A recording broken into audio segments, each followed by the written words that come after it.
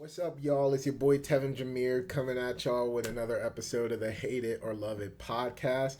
Now, this is or I'm saying past Tevin, but this is future Tevin after filming the episode with Elijah. So, of course, I am still having a guest, but the reason that I'm doing this intro is because me and Elijah, now y'all already know how it is with Zoom. I'm not paying for the premium version of Zoom. So we have to keep getting in rooms and then getting out of rooms and getting in rooms and getting back into them. So it's like one of the rooms we recorded in, my camera froze, and because of the camera freeze, that whole 30-20 minutes of the beginning of the podcast did not go through. So that's why I'm filming this right now, just to let y'all know that we've only got after the intro. So the first 20-30 minutes of our episode did not go through, but the rest of it is still here. And,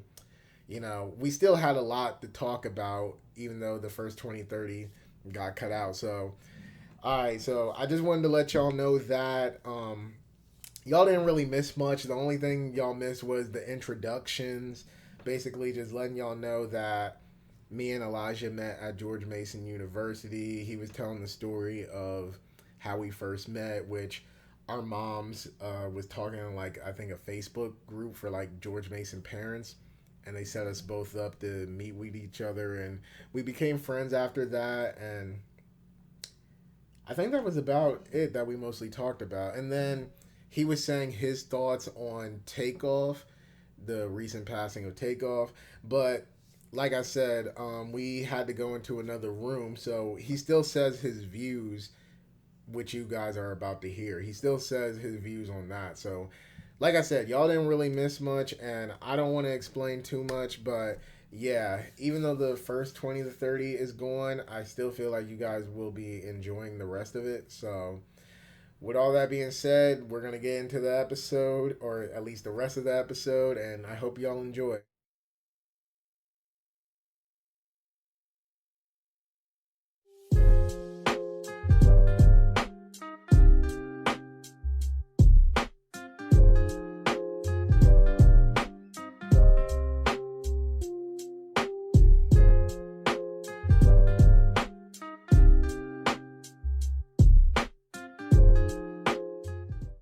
So, my my thoughts on that is like I've gotten to be honest, I don't know if you've seen the episode that I made about PNB Rock, but after PNB Rock, I kind of just got to a point where I was just kind of done with like, all that. Like I don't see, and I mean this may sound very cynical. I don't think this is going to end like ever, Yeah, like me at neither. all. Because Yeah.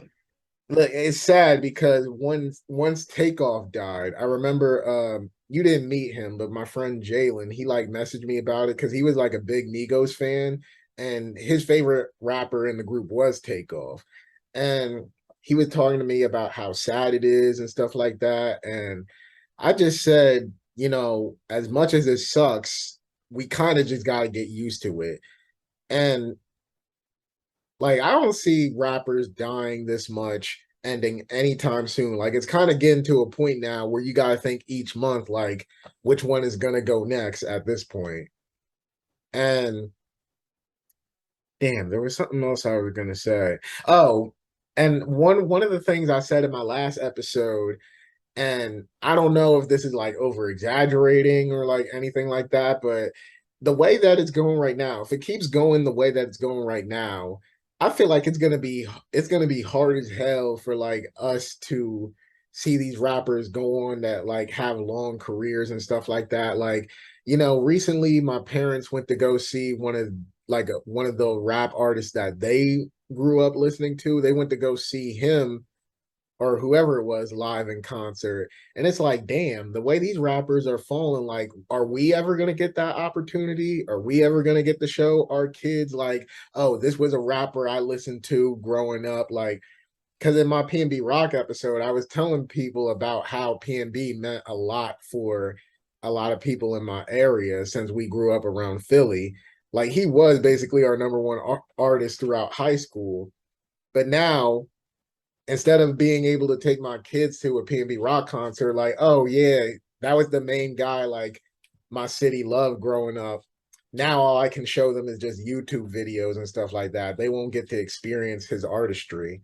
So I don't know. It's really getting to a point now where like, is anybody really gonna stay besides, the Drake, Kendrick, and Coles, because they got enough money, they're big enough to stay protected. But like these other rappers, what are they gonna do? So it's That's sad tra- true. it's tragic, but it's like at this point you kind of just got to get used to it. I don't see no change, and that's the thing that kills me about like everybody when these rapper deaths happen.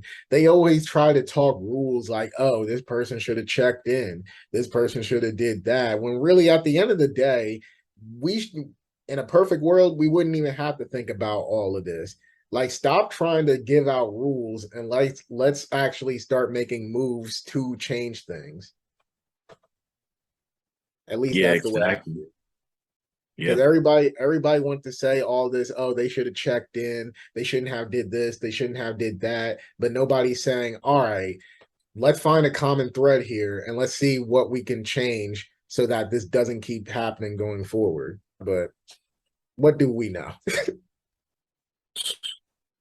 That's how I mean, if we just bring the community together, bro, it's just like we've been saying this for years, even before like we were even born. It's like, you know, it's like I think social media really kind of upped up the fucking the how you say it, the stakes too, because like people be just be beefing over some bullshit But and it's not even PNB fucking Rock, worth it. Like, PNB Rock and Pop Smokes like deaths kind of go back to social media as well. So it's yeah. like social media really is like kind of a dangerous thing. So I don't know. Maybe people just need to stop using social media as much, or like I even seen somebody say like maybe if you want to flex something at a location, like save the picture and then post it later Also, once you that's leave. what 6ix9ine do. No one Yeah. touched them yet. See, I mean, that's the then thing. again, he's an informant, but at the same time, like people don't give a fuck. Like they want like some people just want like the name, like to be like I'm the one who like did something to him, right? So the way how he move, he'd be like, I'm in LA right now. I'm in LA right now. He was in LA 2 days ago. And he posted the video. Now he's out of LA. Oh, I'm in, I'm in, wait, what was he say? I'm in Chirac. Where the fuck y'all niggas at? Talk about, he said 8 o'clock. He was there at 5 a.m. He was been out of there. Yo, I He was remember that. been out of there. But see, I don't even think he was still in the city. I the think he crazy really just thing, did. the crazy thing about all of that though is like 6ix9ine. He's a character. He's yeah, he's Yeah, something. But I mean, as horrible of a person he is also terrible. moving very smart. Yeah, And I think that's something a lot of people don't give him credits for. He is very smart. Because as hated as he is and as loved as these other rappers are, there is no reason logically that he should still be here. And they're not. I mean, I'm not wishing death on 6ix9ine. I don't think that's right to no, wish yeah, death on yeah, him. yeah, But it's like when you think about how people think about these people, he should be the last person here or the first person going. definitely. So so yeah, he's obviously moving smart, and maybe some of these rappers need to take pages out of his book. Not completely out of his book though, because we don't need informants all around. but Yeah. but on a more lighter note about rap, how do you feel about her loss? You didn't fuck with it? It's mid What? in my opinion. It's mid in my What? opinion. It's mid. Here's the thing, right? Here's my opinion. I'm gonna let you. I'm gonna let you talk. I'm gonna let you talk. Here's what I'm gonna say. I this is Drake's best. Not saying much. This is Drake's best album since What a Time to Be Alive, or wait. The if you're reading This Is Too Late. It's been 7 years. It's not saying much though. Oh man, I got some things to say. Bro. But here's the thing: it's a Drake and 21 album. Mm-hmm. Drake, he kind of carries his own a little bit, but it's not a lot of 21 on there, right? Mm-hmm. Do you think? So 21 felt like more of an afterthought on this album, but at the same time, 21 really didn't give us like, I know it's more smooth type shit. It's not really like What a Time to Be Alive, but it's just like turn shit from track from the first track to the last track, right? This is more like more chill vibe type shit, everything like that. But I can't even think of a song on there that's as good as their other collabs. Sneakin', Mr. Right Now. Like those songs I feel like are better than anything off this album, in my opinion. And with the thing with 21, when you see him on a collab album, I think Without Warning with him and Offset is one of the best rap trap albums of all time.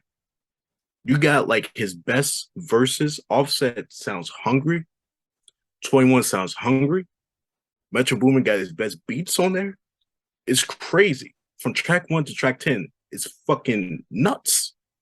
Oh It's a yeah, classic. Ghostface Killers is like one of the Yeah. best songs ever.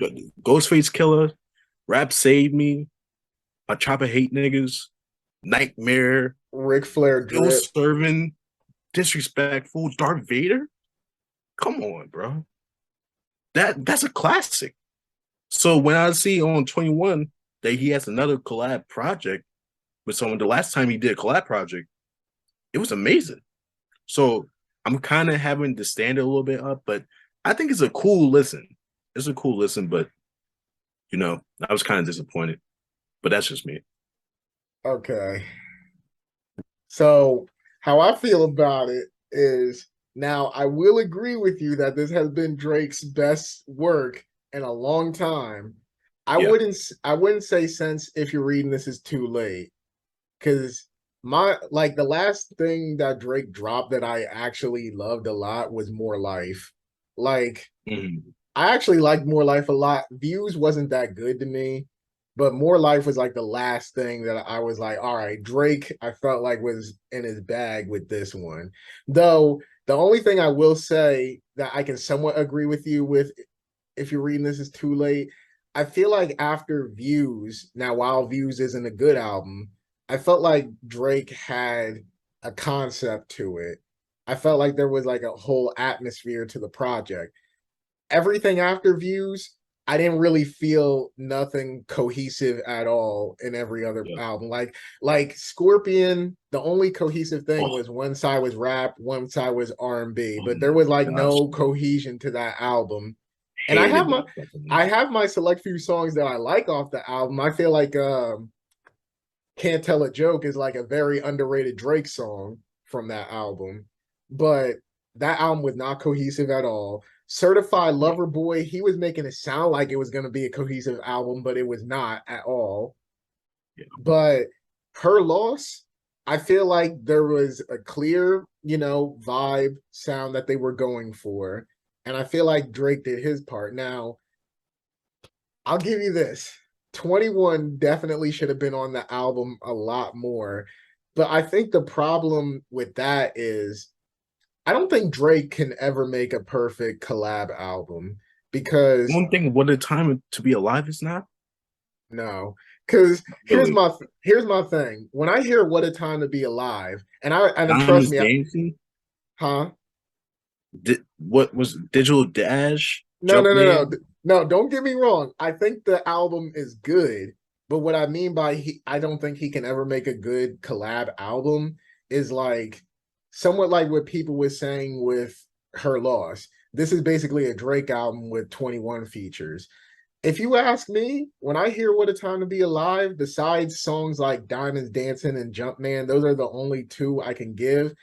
It sounded pretty much like a Future album, and Drake just did features on every single song. Like it felt very much just Future and then Drake. Like the only songs where I could see their styles somewhat mixing together was Diamonds Dancing and Jumpman. Yeah, So that's kind of how I felt about Her Loss. But I feel like the first half of the album actually did feel like a real collab between 21 and Drake. But then it was like at some point, like halfway a through the lot of Drake album, songs.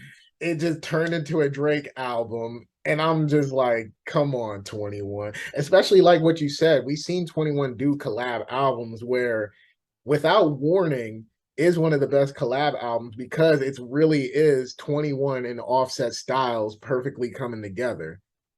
And actually, now that we're on this topic, like I don't think there's a lot of great collab albums out there because if you think about a collab album, it's taking one person's style, taking another person's style, and making something out of it. Like Watch the Throne is one of my favorite collab albums because it sounds like a Kanye and Jay-Z genuine collab.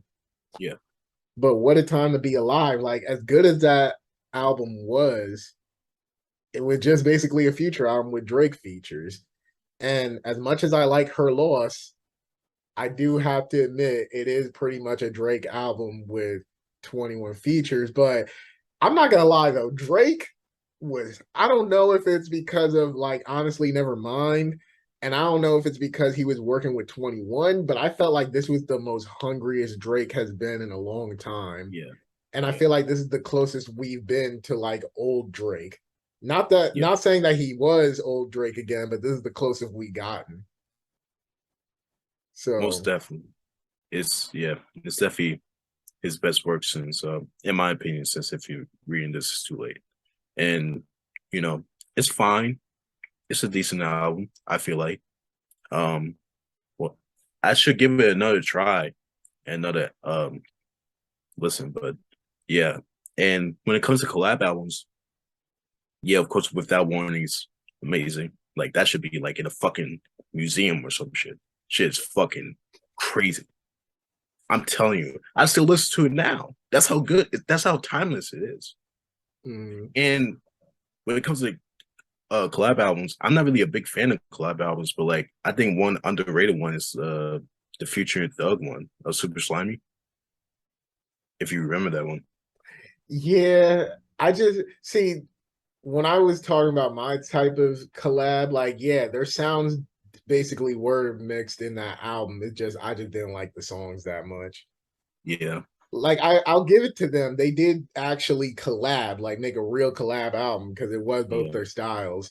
But I just didn't like the songs. I think I only mhm, like maybe two or three. yeah. But yeah, collab albums are hard. It's like I was very excited, even though I like the album. I was very excited for the Lil Uzi and Feature one, and that one was like okay.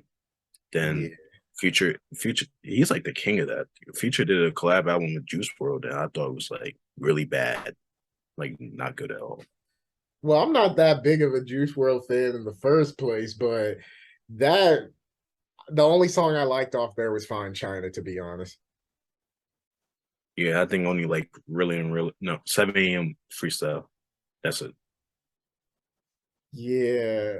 I don't know, man. I think one of the problems with collab albums nowadays is people just do it because they're friends with the other person, but they don't really think about can they make good art together.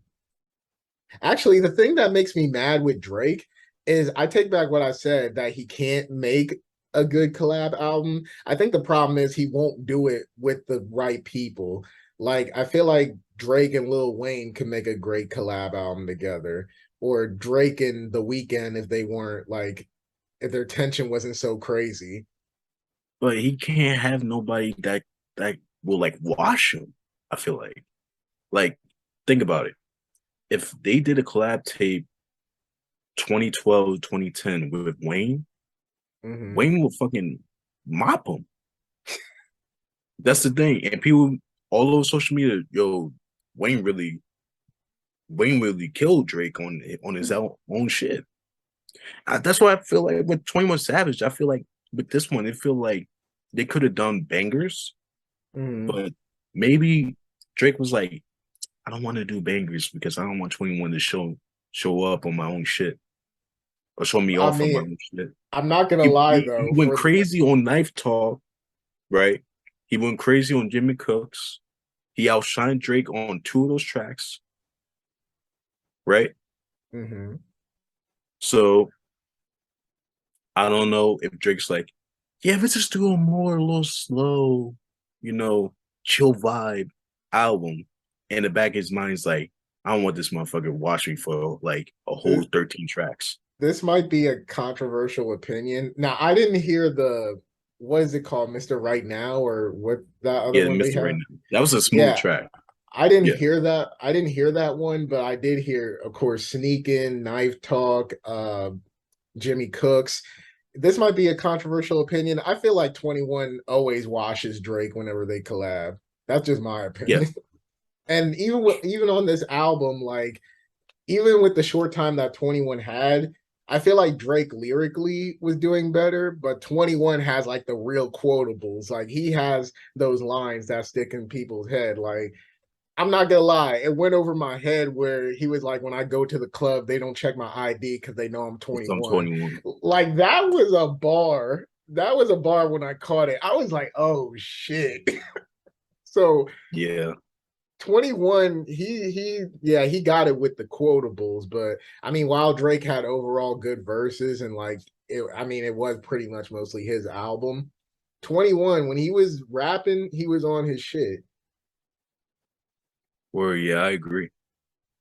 So just to close out this topic, what would you rate the album out of 10? It's like a I'm gonna like a guess you about. six. I give you a six. It's like a six. Oh, okay, I thought you were about to give it a 5, to be honest. No, it's a six. It's a six. It's fine. It's fine. It's a six. I think yeah, it's definitely like his best work since 2015. If you read this too late, so I'm that's enough for me. That's enough for me. So yeah, If I had to rate it, probably like a 7.5, at least for me. Like it was good, and I mean, it was good, and I have a lot of good things to say about it, but I'll have to see how much I really play it like once times pass and whatever. Because as much as I liked it, like who knows how much like how many songs from the album I'm gonna go back to. And just like what you said, every other collab they had, in my opinion, was better than all of this album. Like Jimmy Cooks, Knife yeah, Talk, Sneakin', all those songs are better than all the ones they made on this album. So yeah. yeah. Um, so the next topic I wanted to talk to you about. Oh yeah, you wanted to talk about like subgenres in this rap generation and like underground sound coming to the mainstream. Yeah. So explain that topic to me. So the underground is really like blowing up right now. I feel like with the sound, it's like now it's like the cyberpunk um rage sound.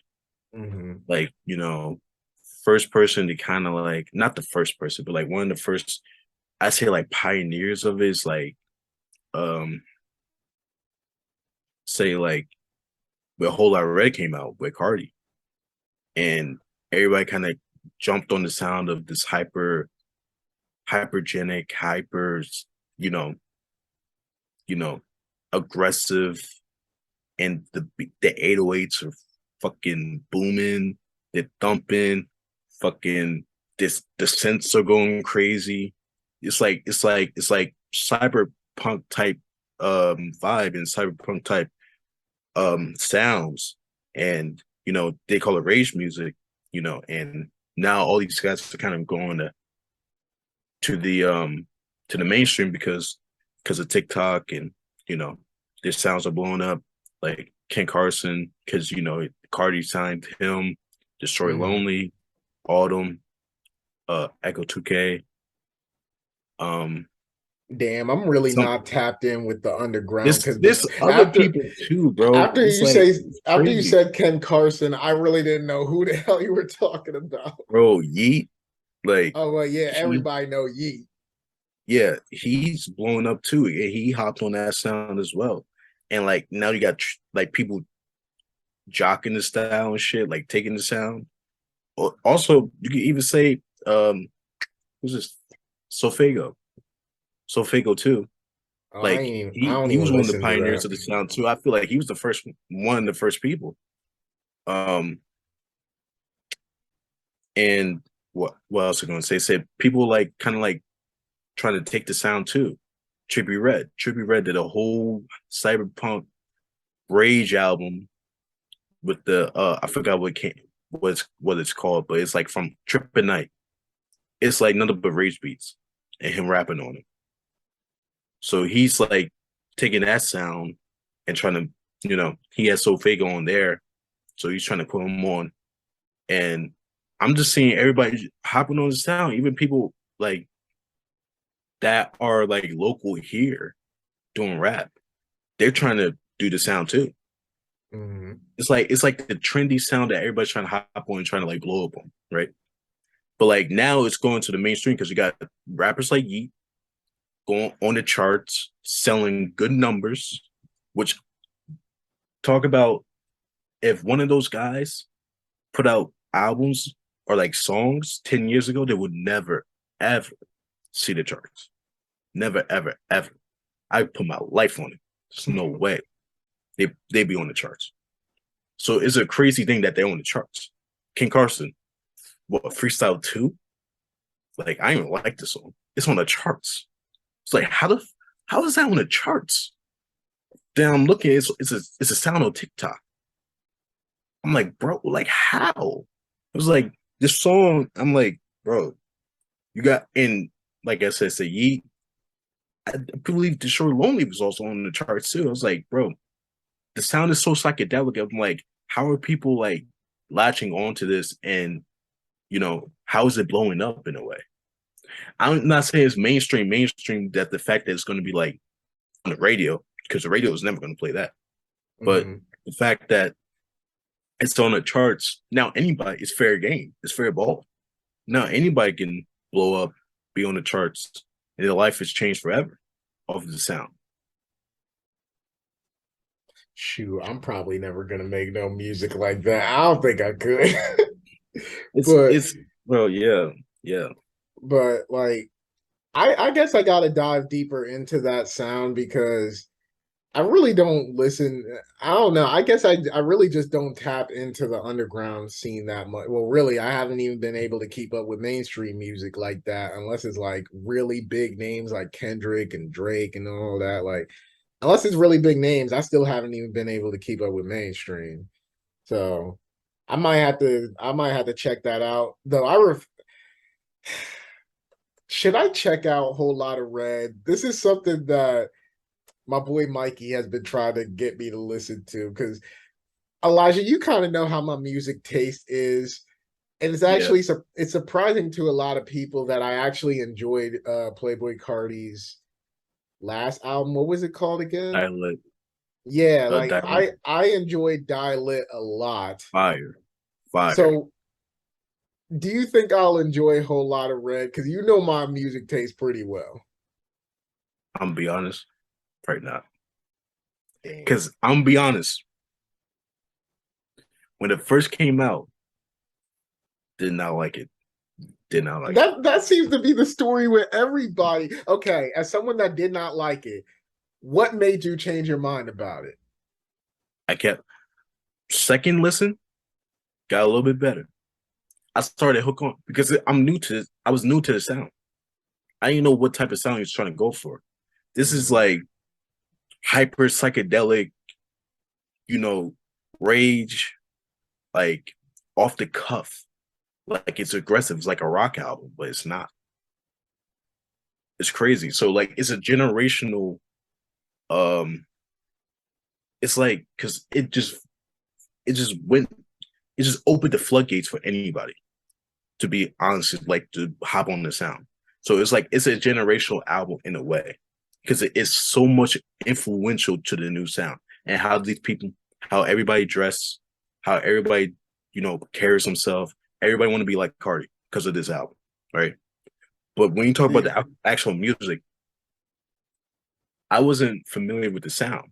So once I kept on listening to it, I was like, okay, I can rock with a couple songs. All right, Rockstar made sure. Always like Stop Breathing because it's like a head like I feel like this. It's like a heavy metal song, but it's like it's rap. He's like screaming with his top of his lungs, going crazy, saying the most vile shit, saying like he want to like shank someone in prison, talking about he on their block, he about to spray that shit. It's crazy. This is very much Like sounding like he's like a madman, right? this is very much sounding like X when he first came out. Would you say it's kind of like that? Sort of like that. Like it's grungy in a way. And I Okay. feel like at the time, like, yeah, X, he opened up the floodgates with that. He put people on like Ski Mask. And I think once I started to like pick up that it was like this grunge rage sound, I kind of embraced it. I'm like, okay, let's look at it this way. It's grunge, it's rage. It's a live album. I feel like a lot of people will like it more to go out to go see a show and they just vibe with the music, right? But for you, if you are willing to give it a little bit more, like a couple more listens to try to like see if you want to catch on, then sure, go for it. But at the same time, I just don't know. It's not for everybody. But See, then again, that's okay. my thing is, I don't know if I would like Whole Lot of Red, but I feel like I would kind of like that style of music. Because one thing, like I said, with some of these rappers dropping like flies, I don't want to just listen to just strictly rap music anymore. Like I want to try to find different type of styles. I've been getting into Afro pop a little bit recently.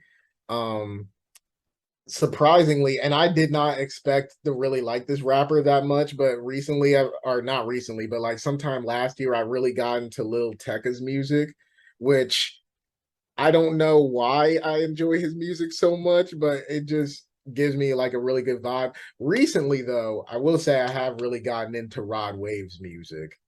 Rod I Wave. don't, because everybody's been saying, like, I watch academics podcasts and like I see everybody getting hype off his new album. And the only thing I've heard up to this point was basically Hard on Ice. And I'm like, Mm-hmm. all right, man, let me check this out because everybody keeps saying he's such a great rapper. I ain't gonna lie, that music is amazing, or Yeah. at least to me, it's amazing because like I kind of like how he mixes R&B and rap together. Mm-hmm. And then and sometimes it's the shit that he be saying. It's like a little too true for me. But Yeah. I haven't yeah, really given him a listen. Like I heard people talk about him, and I think a lot of people kind of like you were saying, gravitate towards him because like he be like saying like how he be feeling, and he's like really transparent and yeah, very he he's opens up a lot. So he's transparent as hell on some of his songs. I'm like, I don't know if I would say this on a few songs, but I like, but that's and then also I kind of find his music like when, at least for me, I don't know if anybody else feels this, but sometimes when I hear some of his songs, at first it's somewhat of a weird listen to me. Like, I mean, it sounds like a typical, or not typical, but like it sounds like a normal rap R&B type song. But what sounds unorthodox to me is that in a lot of these songs, he'll just be rapping his ass off, and then at the very end, like he'll give like a hook or a chorus, and I'm like, why'd you save that for the end? Like he'll be rapping his ass off, he'll be singing the last few lines and repeating it like it's some type of hook, and I'm like, that's a weird choice. But then, like the more you listen to it, like you kind of get with it. and like you can see the emotion coming through, like in his rapping and singing part. So like, I feel like it's something you just need to listen to and see if you vibe with it. And it seems like a lot of people is vibing with it. So, but Yeah. yeah, after we're done, send me some of the artists with that grunge sound that you think I would like. But I'll definitely do that. Because I definitely do. I'm really trying to get into different styles of music, so I'm always looking for something new. Um, wait, were you about to say something? I say, yeah, see, try it out, see how you like it. I ain't gonna lie, like some of it's hit or miss, but at the same time, it's like, you know, you pick a couple songs. Like King Carson dropped his last album X. I didn't really like it, but only like 3 songs on there. But besides that, like the Short Lonely's album, it's all right. There's a couple songs on there I like, but like if you're looking for lyrics or anything like that, it's not gonna be it. It's just more. It's more about the vibe. It's more about the beats. It's more about that. So Wait, so you know Rich Amiri? Do you know that Rich who? artist? Rich Amiri? Rich and Miri. Nah, nah, Because I actually don't. he has a song called Ruthless, and the way that you're describing this sound, I feel like this fits along with the sound, but I mean, I'm not going to play it here, obviously, for copyright reasons, Oh yeah, but they're gonna take this take it they're going down. to take my shit, especially since I also upload this on streaming services. Yeah, they'll take my episode down real quick. So I'll send it to you afterwards, and you can like tell me if this is like in the ballpark. Because if it is, then I think I would really enjoy this sound that you're talking about. All right. So the next topic I wanted to talk about with you was basically going since, like I said, oh wait, shit, that part is cut out now. But so me and Elijah were both really into rap and film. So one of the things I wanted to talk to you about was what was some of your favorite films of the year. So Um, you yeah. want me to So go first or you want to go first? I'll just go first. All right. A couple ones I can name off the top is like you saw the Barbarian, the horror movie. Oh yeah, that's the one I was really trying to see. I know it's on HBO Max now, so Yeah, it's on there now. I'll probably watch it like one of these upcoming days, but I've heard a lot of great things about it. Yeah, it's really good, bro. Don't watch the trailer. Even though the trailer don't give anything away, you want to go in cold. You want to go in like not knowing anything. Like it's a ride, bro. Like it was fun. It's a fun movie. Yo, So everybody's been telling me that. Like, don't go in with no anything. nothing, no nothing. Literally, absolutely. One of my boys was telling me he was like, "Hey," he was like, "Eli, did you see the Barbarian yet?" I was like, "I didn't even know what he was talking about. I didn't even see a trailer." He Mm. was like, "I was like, no, I don't even know what that is." He was like, "Oh," so he went with his girl at the time. He was like, "Oh, it's really good. It's like really good, bro. It's like just go in cold. It's like don't even watch the trailer." So like 2 weeks later, went to the theater, watch it. It was actually pretty good. It's good. See, So that's it's a good thing that I forgot. See, I did see the trailer because I went when I saw Jordan Peele's Nope. They played the trailer in front of it, yeah, but luckily I forgot the damn trailer. So yeah, I guess I'm still going in cold. But yeah, yeah, I hope my memory don't start coming back when I start to watch the movie. yeah. But yeah, definitely watch the movie though. It's pretty good. It's a good horror movie. So Um, what would you rate that like out of 10?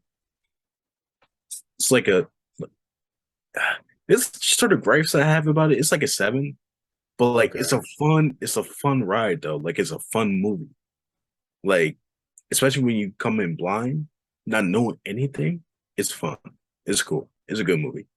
Okay. Um, I do have like couple horror movies on here, but I think my number one movie from this year, I know it sounds like probably generic, but like the Batman.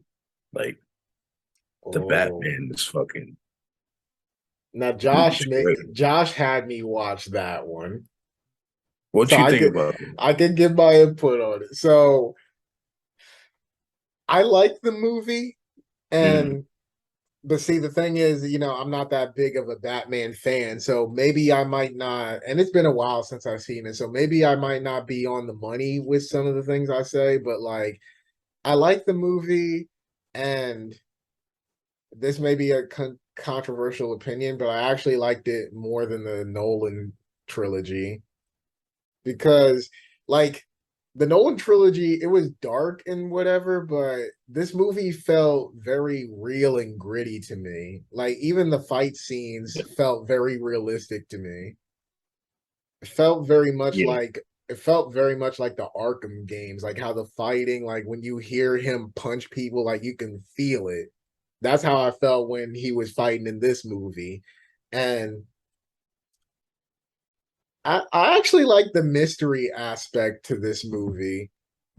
yeah. So, and also, I'm not gonna lie. I mean, I think this is gonna be an unpopular opinion. I found the Riddler in this movie a lot more menacing than any other villain in the Nolan trilogy. Hmm. Like he came on, like I said, this movie came on very dark, gritty, and realistic to me. And like some of the shit that I seen him like the stuff that I saw the Riddler doing in this movie, I was like, damn, I'm actually threatened by this dude for real. Like, yeah, Heath Ledger was great as the Joker, but like, I find the person that doesn't like show his whole hand more creepier than the person that shows his whole hand. Like Joker, we can see outright that he's crazy. We can see that he'll do whatever. But the Riddler, it's like he'll do whatever, but he'll be very low key about it. So I just Yeah, overall found him more menacing. yeah, I definitely agree with that. The Riddler was like really, yeah. He, bro, like he was, yeah. The Riddler was great. The atmosphere, I really like the Mhm. atmosphere, and Robert Pattinson as the Batman was really good. Oh yeah, I always he knew he was was a good amazing. actor. I always knew he was a good actor because like he did like indie films and smaller stuff. Like he was in, I think what was it, The Rover? I think it was The Rover he was in. That saw him. I was like, oh. Then I watched The Rover. Then I saw he was cast as Batman. I was like, yeah. I was like, I could see that. And Mhm. um, just everything was good about it. I don't know. The whole mystery aspect I really like because I didn't expect anything that was going to happen. I couldn't predict anything. So it was pretty good. My biggest positive though is definitely Zoe Kravitz. I mean, her acting was good, but she just looked good as hell in this movie. Yo, are they gonna give her a spinoff? I hope they give her a spin. Oh wait, let me chill. I got a girlfriend now. I got a He said, girlfriend now. Let me. I hope. This man is like really excited. He's going to be on the edge of his seat at the theater, going to be like, watching the screen. Shit. I see. I forgot that I'm dating someone now. I Look got at the chops, everything. Look at the chops, bro. shit. Yo, I forgot I got a girlfriend now. I gotta chill. I can't even wear the shirt no more. Damn. Bro, yo, Yeah, she probably gonna beat my ass after watching this episode. Like, you talking about other bro, bitches? But yo, yeah, the Batman was a good one for me. yeah, What would you give that out of 10? probably like a 9 Okay, or solid. 8.5. Then probably one more. One that I'm gonna be talking about is actually two. Top Gun was actually pretty good, bro. I'll be honest. My dad wanted to watch that movie. I didn't give a fuck. I didn't even want to watch that shit. Say I ain't give a fuck. I didn't even want to watch that. He said he was like, "Yo, we watching it. We watching it." I'm like, "All right, go watch the movie." Halfway through, I'm like, "This movie's pretty good." I ain't gonna lie to you. And here's the thing, I really like Tom Cruise, but those trailers, I was not hyped. I don't even like the first Top Gun. I know Hmm. it's like an 80s thing, like people in the 80s, like that's their thing. Said my mom grew up on that. She loved that movie. My dad grew up on that. He loves that movie. I'm watching it now. I'm like, it's a product of its time.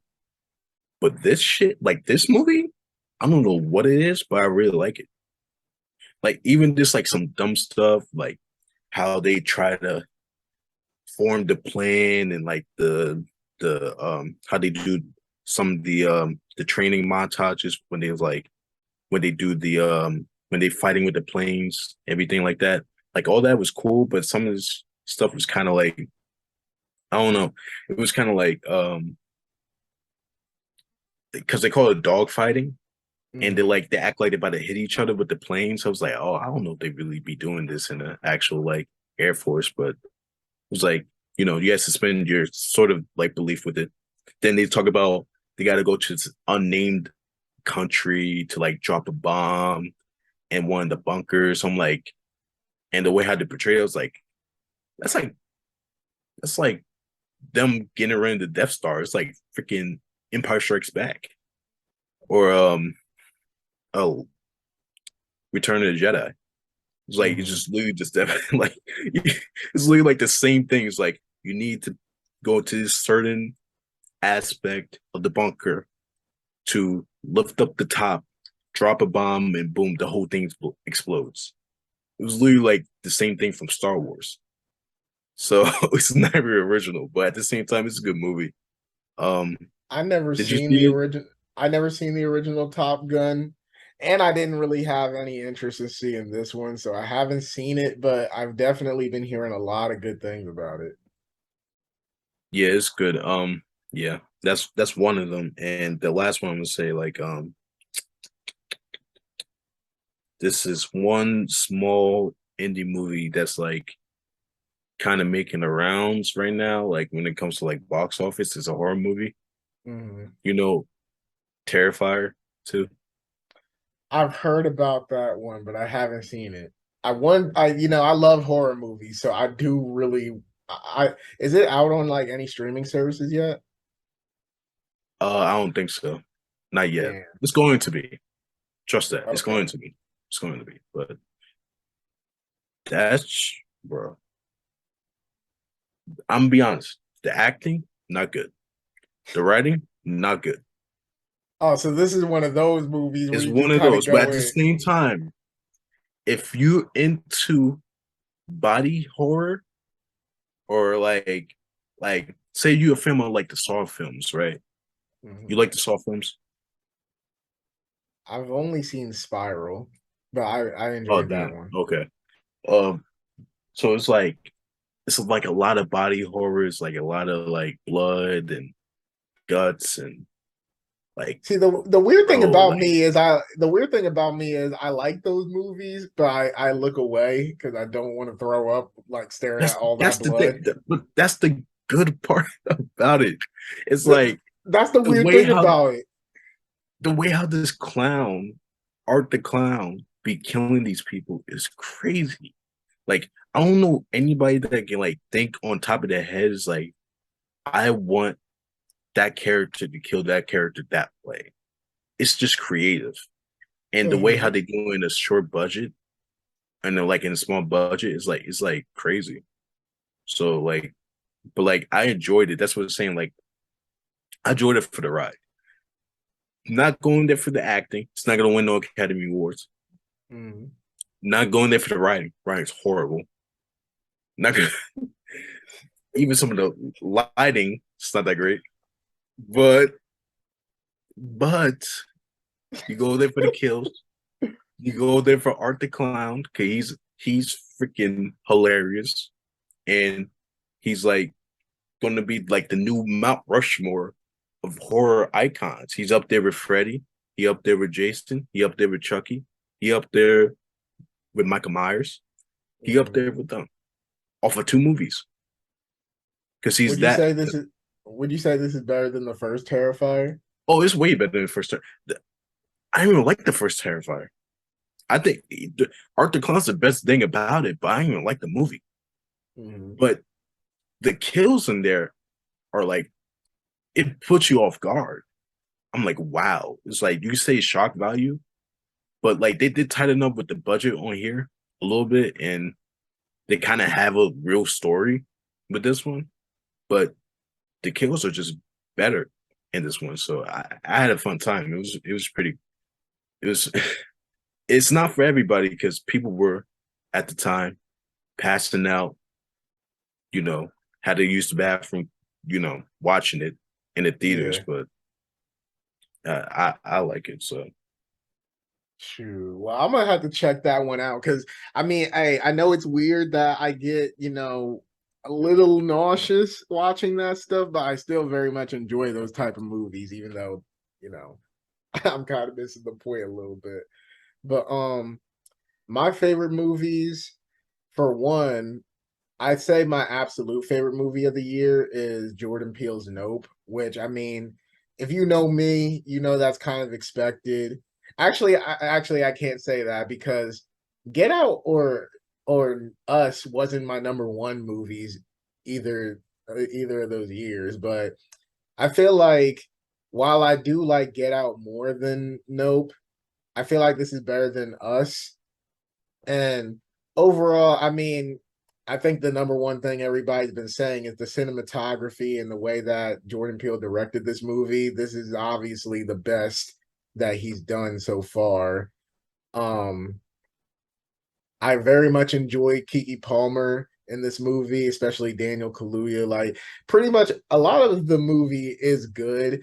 I would say the only things that stops it from being like a 10 to me is just like little gripes. Like, you've seen the movie, right?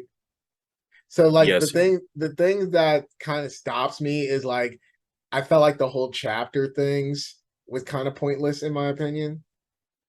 yeah, Like I get why he's doing that, and like there is somewhat some differences between the chapters, but I'm just like for some of them it just you didn't really need to do that. I felt like you just kind of did that to make it a little bit more artsy. yeah.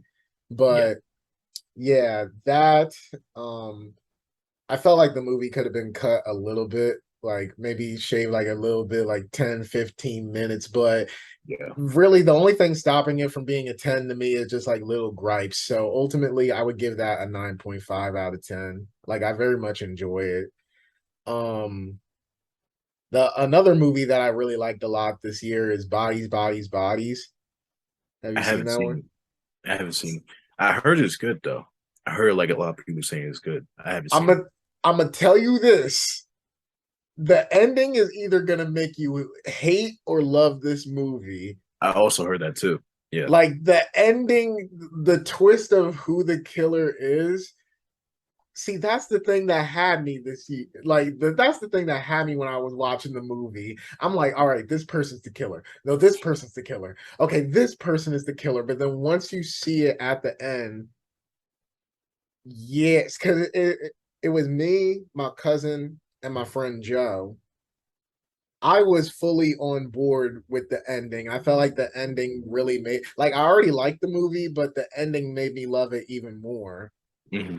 My cousin was he was like, it is what it is. Like he didn't feel either way about it, but he still found the movie enjoyable. My friend Joe, he hated the movie. Like he hated the ending, and then he hated the movie for the purpose of it. Like how it's like a commentary on our generation and whatever.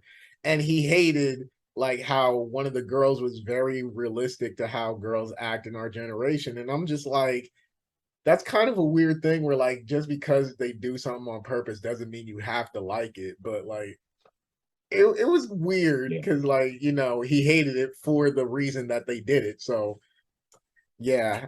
I would say Bodies, Bodies, Bodies is like an 8.5 for me. Um this has just been the year of horror movies for me, honestly, because I It also really really like is. I also really liked Halloween Ends a lot. I know that's the big like controversial movie. Actually, my next two movies are controversial movies, but Halloween Ends, I'll give people this. Is it really the best finale they could have done? No, because I feel like it was a good finale for like the last 10 minutes, like, the whole Laurie Strode and Michael finally getting that ending and like finally seeing the town see Michael Myers die. That I say is a good finale. But the overall movie, while I like the overall movie, I will admit that they should have did the whole Corey Cunningham thing like a lot earlier in the trilogy. Because I feel like it's a great idea. They just introduced it at the wrong time, but this is still coming from someone that really very much liked the movie. Some people say it doesn't fit well in the trilogy. I think it fits well, and I still feel like it fits the overall theme of the trilogy about like, the about like society, how we deal with grief and like how we deal with like how people view us. I still feel like it fits within the theme of the trilogy. It just the whole Corey Cunningham thing, they should have did it at a different time. But I still give that movie an 8. I very much enjoyed it. The other controversial one I liked is Don't Worry, Darling. Did you see that one? No, but I heard like mixed things about it. See, my thing Like is, either people really liked it or like hated it. So I feel like some people are letting the behind the scenes drama kind of cloud their views on it. And like, see, you know me, I can separate the work from the person. And while yeah. Olivia Wilde wasn't acting professional at all throughout that, Oh yeah, most yeah, definitely not. Yeah. I will say that now, obviously, this ain't the best movie ever. It's like not even my favorite movie of the year. I would still give it like a 7.5, maybe a 7 or whatever. But like, I still feel like it's a lot better than people are giving it credit for. Like, it's not the greatest thing ever, but it is still a good movie to me. I enjoyed it a lot more than what people are giving it credit for because the cinematography isn't bad. The direction really wasn't that bad. Florence Pugh was, I mean, we all know Florence Pugh is a great actress. They've been getting on Harry Styles, but it's like he's not Yeah. good, but he's not, the worst actor I've ever seen. But look, Yeah. I feel like people are just getting on it really because of the behind the scenes drama. Like it's not great, but I still found it enjoyable. Yeah. Um, and then I would say the last movie, at least I would put up here is Black Panther Wakanda Forever. Literally, it just came out as of us recording this episode. It literally just came out this week. I saw it opening night, and I will say it's definitely probably my second favorite movie of Marvel Phase 4. It's one of the saddest Marvel movies, not even just because of Chadwick Boseman's passing, but that movie, the characters just cannot catch a fucking break, especially Shuri. Like she cannot catch a break in this movie. I'm like, God damn! Like, how much are y'all gonna put her through? I mean, the Chadwick Boseman thing, of course, she's gonna have to go through that one. But like the other stuff that happens in this movie, I'm like, God damn! How much can y'all take from this girl? But the movie was really good for me. Like I feel like it was a perfect balance between emotional and comedic. And also the way that I feel like the way they went about the whole Chadwick Boseman thing and how they keep Black Panther going, I feel like they did it in a very respectful way. Obviously, since you didn't see it, I'm not going to say what they did, but they basically set it up in a way where Shuri, I mean, it's no secret that she's going to be Black Panther. I don't know why they try to lie to us and act like she wasn't going to Yeah, be, that but was kind of like everybody knew that. yeah, like they set it up in a way where Shuri, we get to enjoy her as Black Panther now, but in the future, Black Panther will still live on while not taking away from what Chadwick Boseman did. So I very much enjoyed like how they went about that, but also the whole movie in general. I liked it. I would say the only things that I will say is there was one scene that happens, like they explain why it happened, but it was like y'all know y'all really only did that for fan service. And you, Elijah, you're gonna know what I'm talking about when you see the movie. Like you're gonna know, okay, Tevin was talking about this scene with fan service. I mean, it wasn't a bad scene, but it was like y'all know what y'all was doing. Um, Namor wasn't as much of an interesting villain as I would say Killmonger was. Like Namor was cool, but like he wasn't touching Killmonger as a villain. And the That's a movie could different have, level. yeah, Killmonger. See, me and Josh been going back and forth about whether you can really count Killmonger as a villain because He, he is so understandable and like stuff yeah. like that. Like, and I am putting up a fight with Josh, but the more I rewatch Black Panther, I'm like, I mean, Killmonger was a little aggressive, but he really was on the Bro, he money. killed his girl. Remember Oh that? no. Oh yeah. No, no, no. Trust me. I did bring that up with He Josh. I that did was bring up grimy as shit. I did bring that up with Josh because I did say that when I was like, he did do some unnecessary shit. But That was overall, unnecessary. yeah, that was unnecessary as fuck. After that, I was like, oh, we got someone here. I was like, No, yeah, but that's you want to know the most fucked up thing though? We obviously know he's a good ass shooter, so he could have easily killed, you know, the guy's name was Claw, right? yeah, Claw, yeah. Yeah, he could have easily killed Claw and saved his girl, but he was like, nah, Yep. I'm gonna just do Nah, fuck it. Yo, Just to Killmonger prove was just a point. he was a different breed. But and then the other gripe I had with this movie, yeah, it was a little too long. Like they really could Mhm. have shaved a good 15, 20 minutes from this movie. It felt long as hell. Because the thing is, Shuri is the main character, but there's a good portion of the movie where Shuri isn't in it. And it's like, why did you keep all this stuff where she wasn't in it that much? Like, cut some of that out, put more of her in, and I mean, it would have felt good. So I'll say when Shuri wasn't in the movie that much, that's when it slowed down. But of course, she's the main character. So when she comes back, things pick back up again. But yeah, actually, I would probably say that was my second favorite movie of the year because What I you give really rating was. 8.59. I'm gonna say 8.5 now because this is just me going off my first reaction. I want to see it again to see how I really feel about it. So 8.5 now, but I mean, even with that, that's still kind of ahead of the other movies I saw this year. So yeah, this year has been like, yo, horror kind of stepped it up this year. They've been doing their thing. Actually, I want to ask you, what's the worst movie that you saw this year? Because I saw my worst movie this week. This With week? Yup, but I'm gonna let you tell yours first. Shit. The thing is, I haven't seen like a lot of bad movies. Actually, Hmm. hmm, I don't know. Well, It's like not I'm not even just counting theatrical movies, like even streaming movies. You could say like as long as it came out this year. you know what? Can you go first? Cause I gotta think on it. I gotta think on it. I gotta think on it. I gotta marinate. All I right, gotta all right. marinate.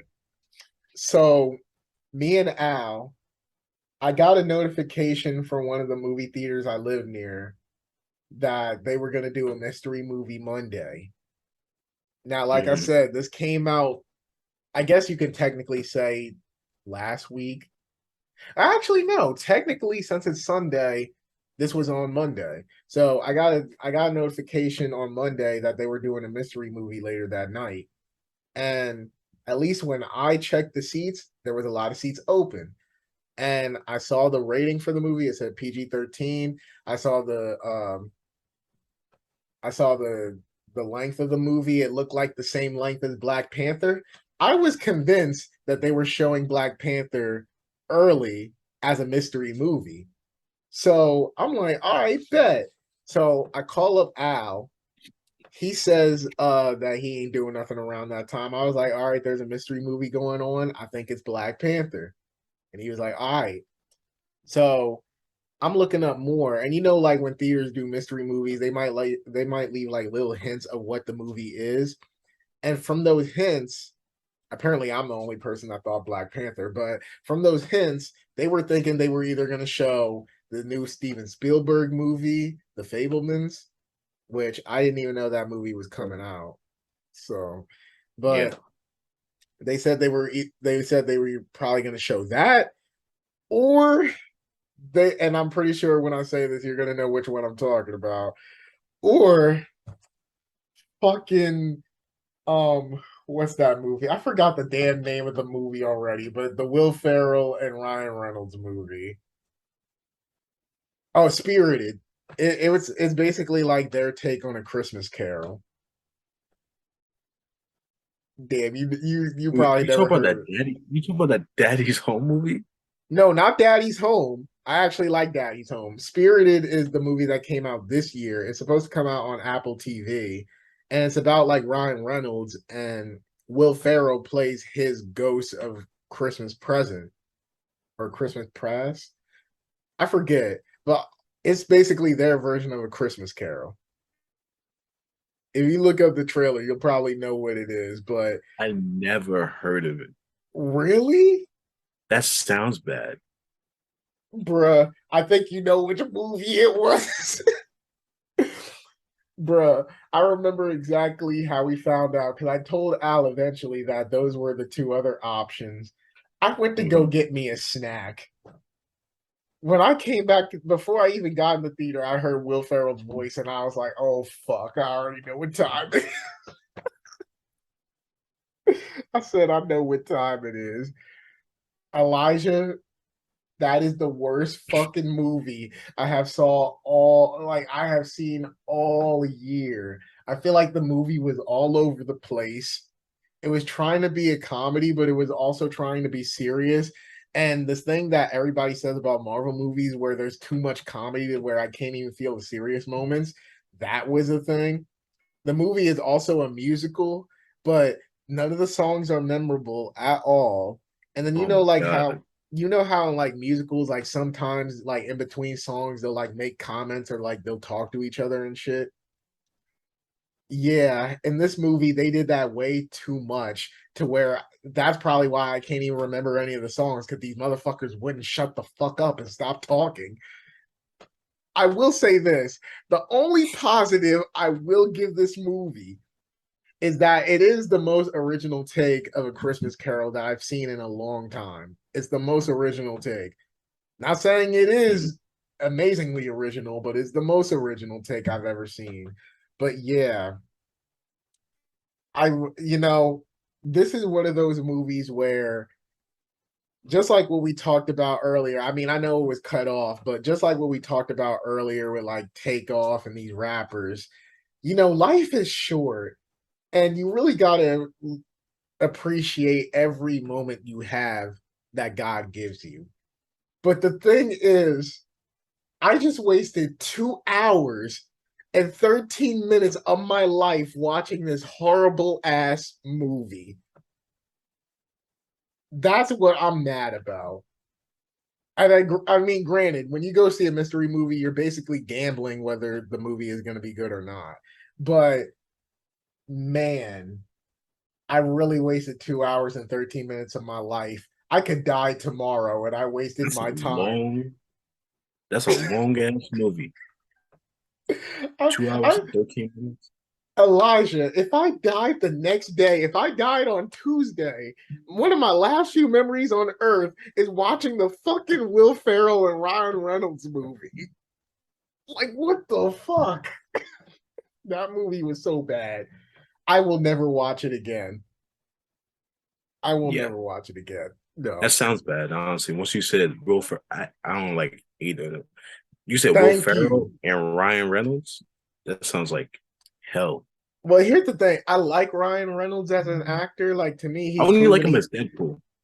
That's but it. see that's what I'm getting at. I like Ryan Reynolds as an actor. I've seen him try different roles, but the problem is ever since he played Deadpool, it seems like that's all he plays now.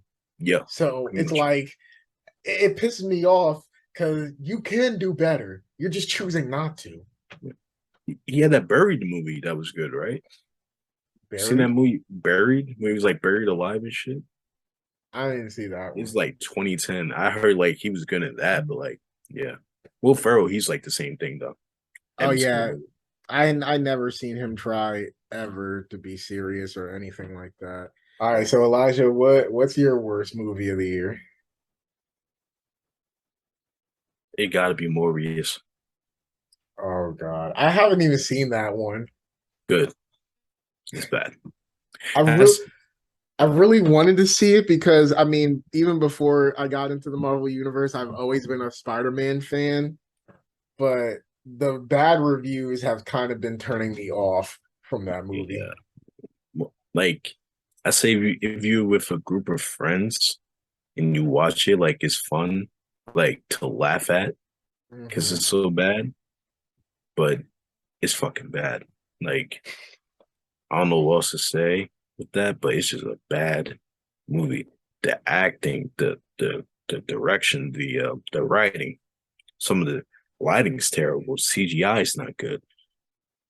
It's a Bro, lot of things. I heard that the movie was like so bad and people was making fun of it on social media so much that the theater actually re-released the movie because it was like so popular for being bad. Yeah, people were like, it was like Morbius, the first movie to make one more $1 billion. It was like, what? Like, it was a stupid meme. I still don't get it, but like, it was like it's gonna make more $1 billion. I'm like, okay. So the theaters are like, oh, this is becoming a meme. It's getting traction. So let's re-release it in the theaters, and maybe like 200,000. It's I still will fucking say bomb. the Like, good thing that came out of that movie was the "It's Morbid Time" meme. Like bro, when he says "It's Morbid Time" and like they had that it's fake crowd morbid reaction. time. They, there's a scene with Matt Smith dancing. Too, they meme that. I was like, bro, like it just comes off a left field. Like, I don't know what the direction is. It's like it's stupid, like scenes like that. Like the whole Matt Smith like dancing scene just reminded me of the Spider-Man 3 when Tobey Maguire was going down the street, just like, snapping his fingers and, you know, acting all emo, everything like that. It was so Bully left field like Maguire. that, but worse. Oh So my like gosh. Morbius is just bad. Don't see it. Don't watch it. Didn't I they know it's have on. fucking Tyrese in that movie? Yeah, Tyrese. He's meaningless. He's like he's just there. It's like, oh shit, it's Tyrese. He's a cop. He's like a detective. He's the worst cop, but like he's there. And Yo, yo, I need to Tyrese is like just there, I know you're telling me not to see this movie, but everything just sounds funny about it. bro. Watch with a group of friends. I give you watch with a group of friends, bro. Don't watch that. Don't watch it alone. It was on Netflix. I watched that like by myself. I was like, I could even like it was a chore to freaking get through it, the whole thing. And the movie's not even that long, but it felt like an eternity. I was See, like, bro, like I I might be had to, screwed on. Oh, sorry. no, I was just gonna say I might be screwed on that front because ain't nobody gonna watch that with me. So yeah, yeah, but yeah, don't watch it. And that I ain't really having expectation. It was like one day I was just bored. I was like, what's on like streaming? What's on Netflix? I just looked and said, oh, Morbius is there. I was like, maybe I get a good laugh, but nah, damn. So what would you rate it out of 10? one, one, one. Not giving Damn. it a zero is a one. It now I just remembered I forgot the rate Spirited. I'll give I'll give Spirited a 1.5. Just because just because at least the settings, the sets, the all that in the film wasn't bad. And I chuckled. I didn't laugh. I chuckled. And actually, I did laugh. Not because of the movie, but because of me and Al's comments during the movie. Yeah, But no, that's the best. one of the most random comments when we were watching the movie. So Octavia Spencer is in the movie, and she's dating or not dating, but she's the love interest of Will Ferrell, which I'm like, that's the most ugliest couple I could ever picture in my mind, Will Ferrell and Octavia Spencer. But just in a random scene where she's singing, I noticed her nipples were hard. So I just turned to Al. I turned to Al and I was like, her nipples were hard in that last shot. And he just started dying laughing. I'm definitely not watching the movie now. I'm definitely not watching the movie now. Now that you said that, I'm definitely not watching the movie. I don't know if they noticed or I don't know if they wanted to say anything, but yeah, they were hard at some random point during her musical scene. And I'm like, why is that? hey, hey. Setting them up, I don't know, bro. They said we got to get the shot. That's what it is. They said we got to keep it pushing and keep it So, going. somebody on set was feeling Octavia Spencer, and obviously she must have been feeling somebody else. Or maybe it was just cold that day. Who knows? No words. No words. All right. So so the last topic. Now, you wanted to add on to what me and Zanai, or was it the me and Zanai episode or me and Al? I know one episode we were talking about like dating and social media age. You wanted to say your piece on that. Um, yeah, I don't know. It's like when it comes to dating and like social media, it's just kind of like two of the worst things. Is like some things that just don't mesh. I'd be thinking, I'd be like, because I'd be talking to some people, everything like that, or like I was kind of in the relationship type shit. And it Mm-hmm. was like, I don't know, it was just be like people are just so insecure in a way because it's like it's like this. It's like the person I was with before is like whenever I was like with friends, everything, she'd be like, "Oh, where are you? Like, what are you doing? Like one like kind of like want to know everything that I'm doing." I Mm-hmm. was like, "Oh, I'm just like with the guys, everything." And she was like, pressing me. Like there was one time I was like over there and over her house, and like she was like trying to like see my phone and shit. I was like, I have nothing to hide, but at the same time, I was like, bro, like what the fuck, like. Wait, so she was insecure about your social media? Not my social media. It was like more like Okay. I was with my friends and I was going to, I guess like the fact that I was in the club or like going to like bars and stuff like that. I guess she was like didn't really like that. Mm-hmm. Which, if that was the case, you could like kind of like talk to me about it, but she would like not really talk to me about it. Yeah. So, but I just had it like a feeling that it was. But at the same time, it's like she would just be like looking on TikTok or like Instagram with all like all that stupid shit was like fucking that cheating shit. Like, oh, if he does this, there's a red flag, or like, oh, if he hangs out with his friends, going to a bar, that's a red flag. Like, what? Like, why is that like you can't really do anything type shit? And like I seen it firsthand, it's just like, bro, like I would like I don't think I will ever like be on some like let me see your phone type shit. Like that's crazy. Like Mm-hmm. you're like violating someone's like privacy, like type shit. And that tells you so much that you don't trust this person, right? Yeah. And like social media, there's so much content out there. It's like cancerous in a way. It's just like consumes of what we're thinking. It just like rots the brain. It just makes See, people even more insecure. everything you said, I feel that because I think I talked about this a little bit, but or my last relationship before this one, we'll refer to her as this bitch. But basically, I was with this bitch for like 2 years, and she was one of the most insecure people I have ever met. And funny enough, we're talking about social media. So her insecurities came from not from anything I was like, doing in real life or anything like that. Her insecurities with me came from because she saw old messages of me and my friends talking about celebrities. And she's like, I don't look like none of those celebrities. What, you don't like me? And I'm like, that, that, first off, those are old ass messages before you even came along. And then second, I have a wide taste in women. I could if I step into a room with like five girls, one Asian, one black, one white, I like probably all of them.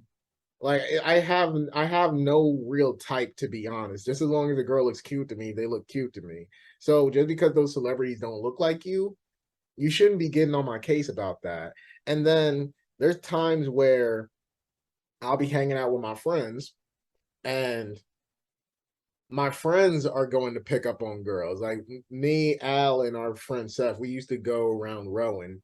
They would talk to girls at rowing. I would just kind of be chilling on the side, waiting for them to get done. Yeah, And I tell her, like, I'm not talking to nobody.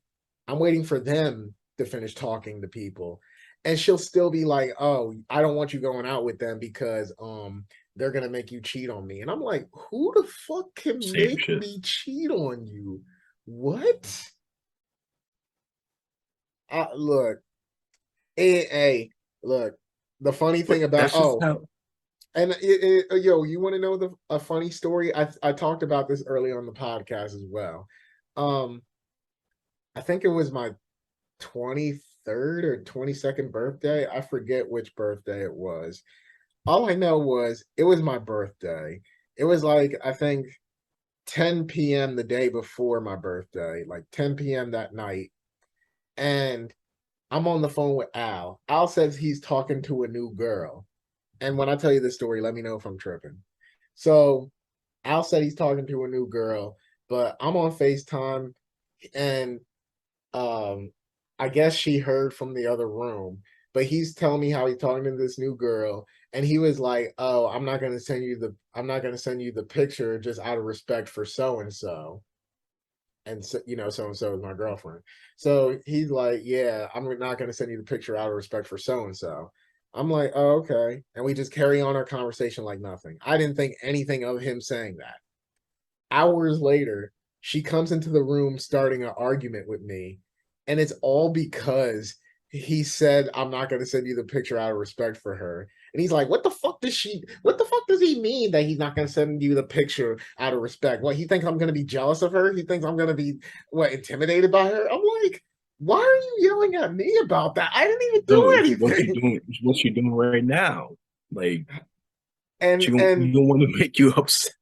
And I don't want to make you upset. for the first 2 to 3 hours of my birthday, I'm getting cussed out, called a cheater, and all of that. Not because I did anything, but just because my friend. Oh wait, okay. I know I said that was gonna be the last story, but you just need to hear how ridiculous this one is. So she's on Zoom because she's having class. We used to have an apartment together, so she would have her classes in the living room. I would still be in our room, like, just doing whatever I wanted to. So she's in class on Zoom in the living room. I'm playing my music while I'm playing the game. King Von's Took Her to the O came on. She would get jealous if I rapped along the songs and I accidentally rap a line where they're talking about a girl. So since I knew that was how she was, when Took Her to the O came on, I was rapping every single other lyric except for the ones where he was rapping about women. When he rapped about women, I just kept my mouth closed because I know how she was. I mean, that already shows how controlling she was. The fact that I didn't even feel free That's rap. yeah, that's crazy. So an hour later, she comes into the room and she was like, "Oh, babe, I want to talk to you about something." And I'm like, "Okay, what? Was the music too loud?" Because I was thinking I was blasting the music too loud. And she was like, "Oh no, the volume of the music was fine. It's you rapping along to the music." And I was like, "What are you talking about?" And she was like, "I heard you rapping along to that King Von song where he's talking about the girls and women or whatever." And I'm like, First off, I It's a already know how song. you. I was like, I already, yeah, I said that too. I'm like, it's just a song, and also I know how you are, so I didn't rap along to that part. Oh, Tevin, I heard you rap along to it. I didn't. What are you talking about? And yeah, that became like a whole argument. So I know what you mean when you bring up like social media and insecurities and stuff like that. And yeah. And yeah, that sounds yeah. I But don't the funny thing at the end of it is, like I said, she says all of it started from my old messages. I okay. I didn't ask her to give me her phone, but we had each other signed in on each other's Instagrams. I looked at her old messages, saw that she wasn't slick either, but I didn't hold it against her. But I looked because I'm like, if you're gonna get on me about that, then you should stop because you've also done that too. So it's like I felt like there wasn't reciprocation with that yeah, the stuff. double standard never really yeah. Yeah, so I very much know what you mean. And I'm not even just trying to say like for women, because men are fucking insecure as shit too. Oh yeah. It's like we could be insecure in a way, but like the fact, I mean, I'm just using like my own experience, but like at the same time, I'm just trying to make it clear. It's like, oh, it's not just women that's just insecure, because that's not true. I've seen a Mhm. lot of fucking insecure men, like a lot. Like it's crazy. And social media is part of that too. Oh, she going out to Miami by herself, blah blah blah, like that shit. Like or say like, oh, she go out to Miami and shit. She not taking you. Nah. Like just just like focus on yourself, bro. Like Or that type like of shit. But like or that like should be when funny. But like some people actually be like really, really thinking that. But I but in a way, it's like you can't be gullible, but mhm. you need real concrete evidence, right? In a way, to really be making these assumptions, right? Some people don't be making the having the evidence; they just be making assumptions. Yeah. That's the problem. You can't just make an assumption and not have anything to back it up on. It's like, what makes you think I'm doing this? It's like there needs to be logic, or it's just you're just spewing out just insecurities, Yeah, that's and what there's I no evidence towards it. It's just crazy. It's just crazy that's talk. that's the type of stuff I always say when it comes to dating nowadays. Because I feel like when I talk to women and men, I'm always hearing, "Oh, the other side is doing this, the other side is doing that." When really, at the end of the day, if you look at it, men and women just ain't shit. Bro. I didn't That's it. seen hella situations where a guy is wrong. I didn't seen hella situations where women is wrong. And at the end of the day, y'all just both ain't shit.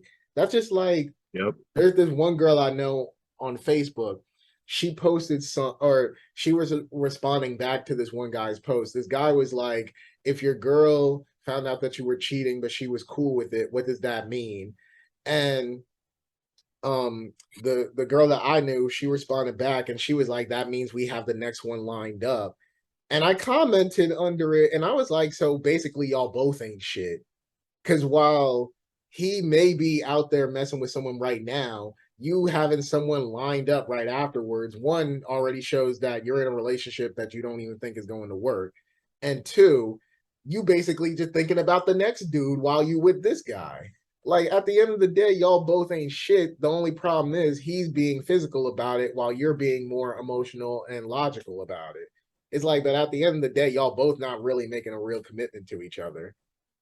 And that's something I hate about our generation. Like everybody want to get on each other, but nobody's getting to the root of some of these issues in y'all relationships. So Bro. You gotta do the fucking you gotta do the work, bro. It's like I don't know. It's weird. It's like it's just so much toxic content out there, man. It's I chalk it up to that. Say if I'm trying to be with someone, I just hope that you don't have social media or some shit like. But that's like very far in between. Like you don't really like you don't really stumble on someone like that. Everybody has social media. Everybody's exposed to like this toxic content, and that just like rots their brain into thinking the way that they do. Right? It's like social media.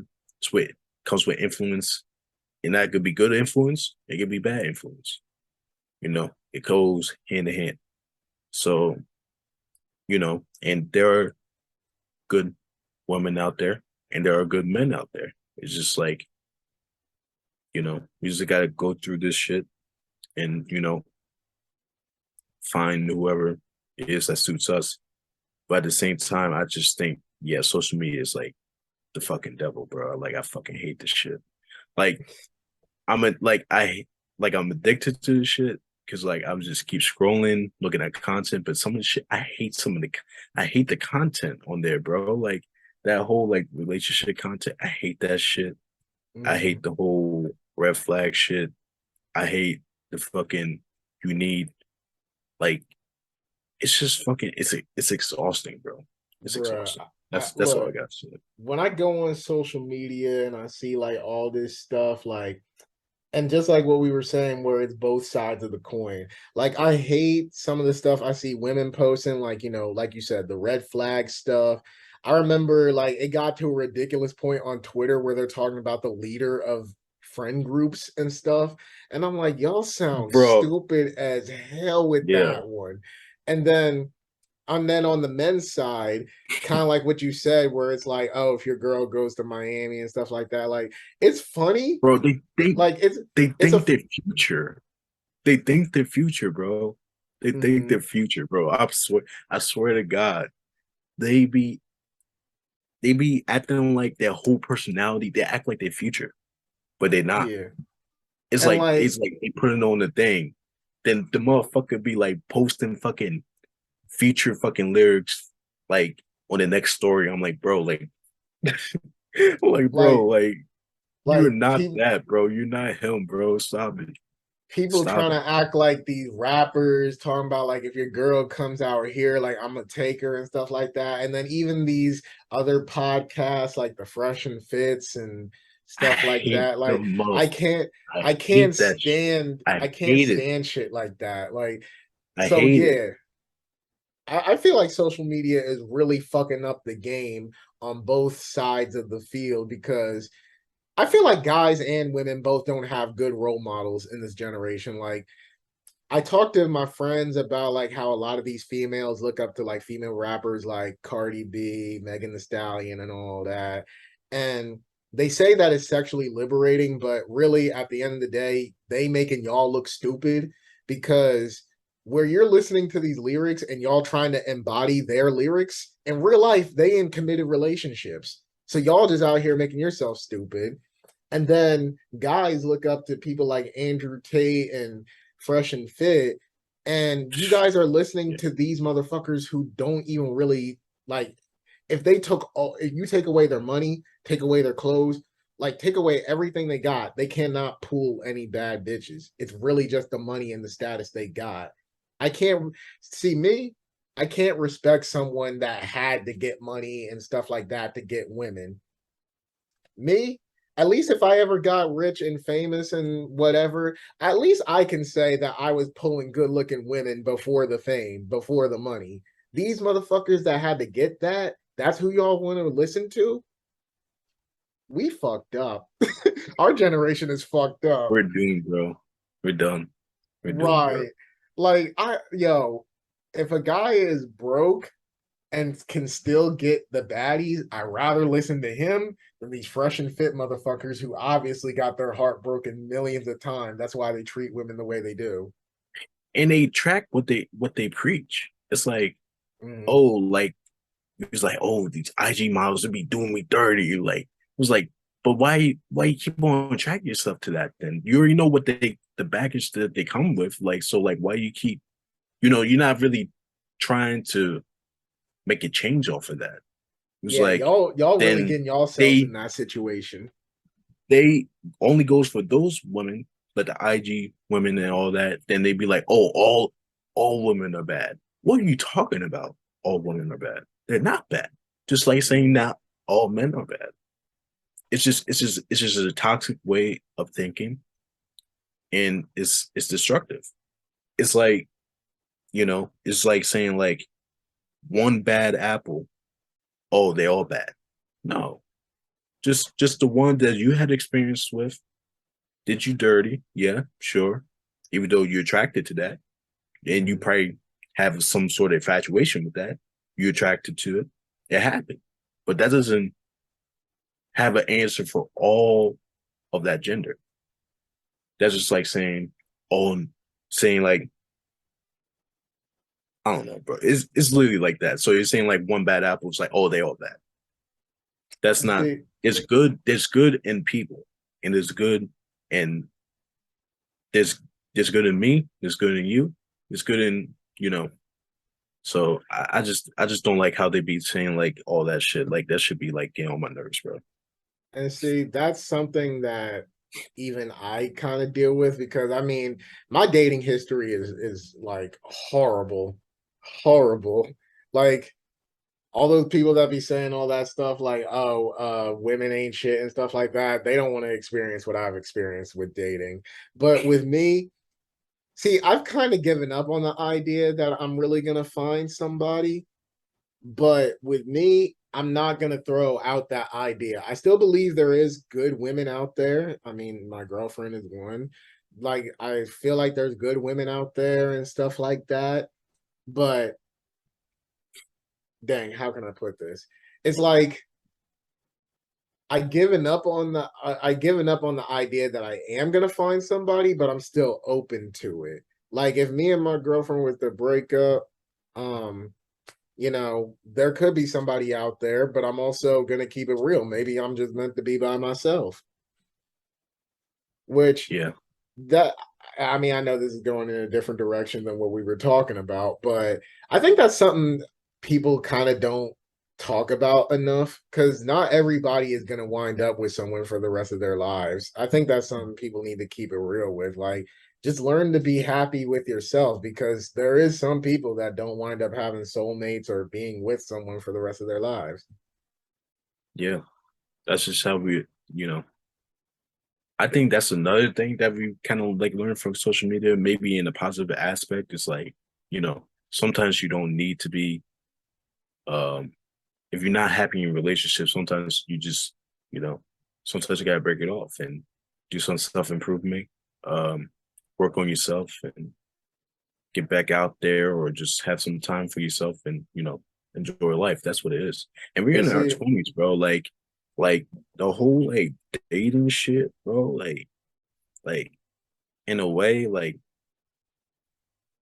just like this is the years to have fun type shit. You know what I'm saying? Like if you're in some like relationship that you just don't see yourself in and see yourself like you're wasting your time or um like it's toxic or like you're just not happy, like, stop wasting both of our times and just like have that conversation. Say, listen, I'm sorry, I don't think it's gonna really work out, you know, mhm. and just focus on yourself and, you know, then revisit that whenever you can. And it's all about self-improvement.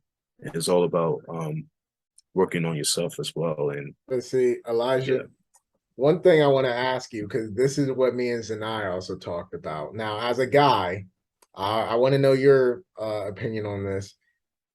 Just like what you said with, self-improvement, taking time to yourself and not really dating anybody, do you feel like it's kind of hard for us guys to stay single in our generation? Because the way that me and I talked about it is personally me, and that's why I want to know from you. But personally with me, I feel like it is harder to stay single in our generation because, I'm gonna use this as an example. When me and my ex broke up, majority of my advice was, oh, just fuck a new bitch. Go out there and find a new bitch. It wasn't focus on myself, try to better myself or anything like that, or stay single until you're ready. It wasn't any of that. yeah, Most of my advice was, man, go fuck a bitch. Come on, man. It's like how do you feel? Do you feel that pressure to where even if you are trying to, focus on yourself and stay single, like you find more people just telling you, "Oh, just go fuck somebody." Yeah, yeah. It's like um I just feel like I feel everybody be like talking. I just feel like everybody be talking that shit like, "Oh, um, they do. work on Yeah. yourself." But when it comes time to really do it, people aren't really going to tell you that.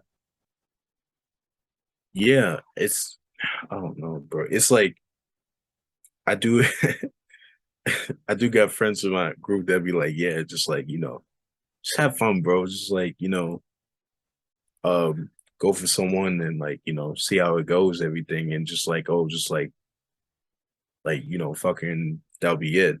But at the same Mm-hmm. time, when it comes to like with me, it's like it's different for different people, right? Mm-hmm. For me, right, I thought I was on that shit because like I was kind of like, moving around a little bit, like talking to this girl, talking to that.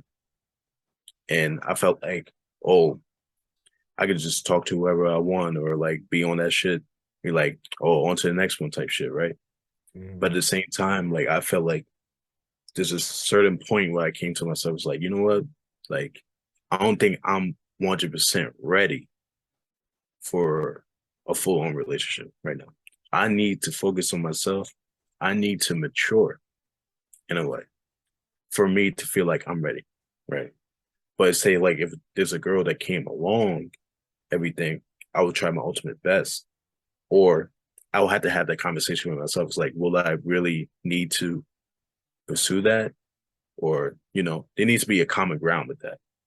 And I Mm-hmm. need to but when it comes to working on yourself, everything, it just comes with like, you know, years of just like um you just mature and you just experience life and I feel like having a real life relationship, there's no real timeline of when I'm ready for it, but I will know when I'm ready, right? Mm-hmm. And I don't know where I'd sit on marriage. I don't know where I sit on that. At first, I was like, nah, I'm never going to do that shit. But like, you never know. You can't really just be staying on your ground right now because you might change your tune like later on, right?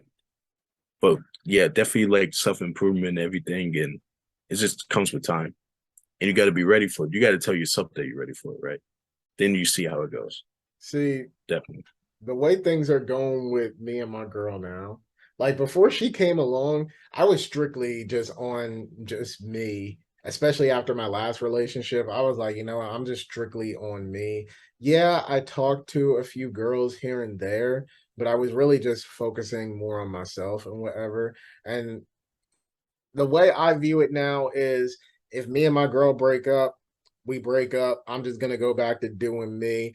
Like kind of like what you said, like back in the day, I was very much a romantic person. Like I wanted to be in that serious relationship. I wanted to get married and stuff like that. But over time, I just kind of grown into more of a if it happens, it happens type of person. Like the main thing that Yeah. I the main thing that I really want now is just kids. That's the main thing I really want. I mean, not right now, but like in the future, I really want kids. If a relationship is out of that, like if I stay with my baby mom or like stuff like that, that would be great.